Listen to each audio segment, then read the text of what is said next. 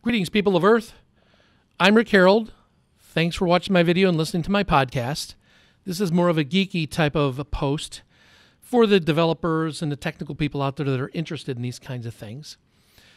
So today I'm commenting on how development languages or programming languages are kind of like gloves or hammers. And what I mean by that is, as anybody who works on a house or works in gardens or whatever, everybody gets used to having certain tools that they like to use. And a lot of times they'll go to a new area. Let's say they're going to work on the deck. They kind of bring the same tools, even though different tools might be a lot better. You're just so used to having this particular glove that you have on, even though it makes no sense. Development programming languages are the same. I'm guilty of this just like anybody else. You get certain languages you get comfortable with, you get really good at. And when you go to a new area, whether it's server-based or embedded development or web development or iPhone or Android development, etc., and you go, oh, I can still use C++ on iOS. Yeah, it's not so easy. You can, and sometimes it makes sense. Same goes for pretty much any language on any platform. They're almost all available everywhere. Swift, I don't know if that's available everywhere because I know Apple's trying to make that available in open source. But obviously, different languages are slightly different, just like hammers and gloves are different. Now, that doesn't mean that you have to use certain languages for certain platforms. Sometimes one language might be better, but your ability and it's not as good, right? And your old language is still available on that platform, maybe not as optimal. So you have to make those decisions, and that's part of the art or whatever of software development. Of course, certain organizations have requirements and that you have to use certain languages, and then you don't have a choice. Not all languages are the same, but I've programmed in not every language because I know there's languages I never heard of, but I don't know, 70 languages.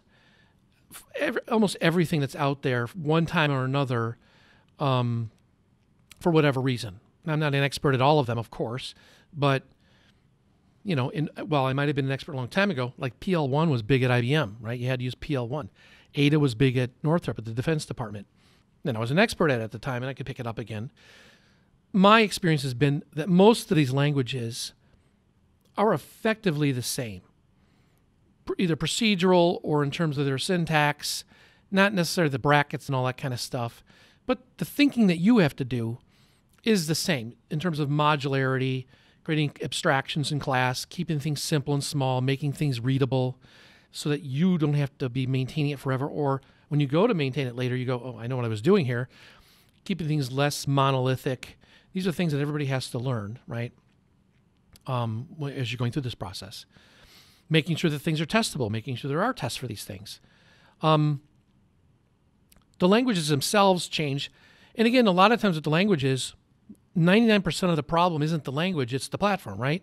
So if you're on iOS, you're using Swift or Objective-C, which is syntactically different, but basically the same thing, right?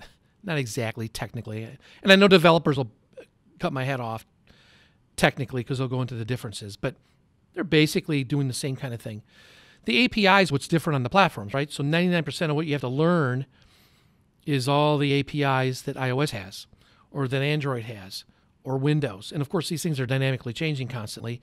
Much less the language is changing, although Swift recently has been upgrading in terms of structure, but it's still not that different. But the amount of functionality that's there in the base OS, and then you have the add-on packages from either third party, depending on what you're doing in your platform. That's where a lot of your memory comes in. But, you can look things up so much now.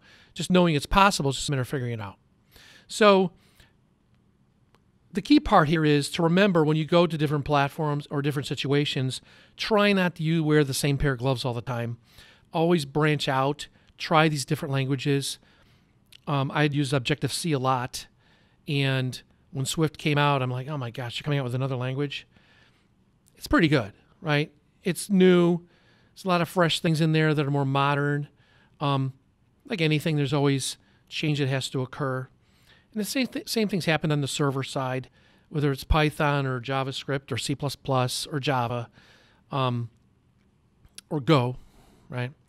So there's lots of different ways of looking at it. I think, again, when you get to the server side, you've got different cloud computing environments with different libraries and different interface mechanisms to those libraries, and different requirements in terms of the performance bottleneck areas, so that you don't want to have to make something super efficient and memory tight, like on a device, on a server environment, whereas you kind of keep it simple because it's got to be maintained by somebody else, and the delay is going to be more of the server communication or do an HTTP request to something that the server provider, AWS or whoever is providing.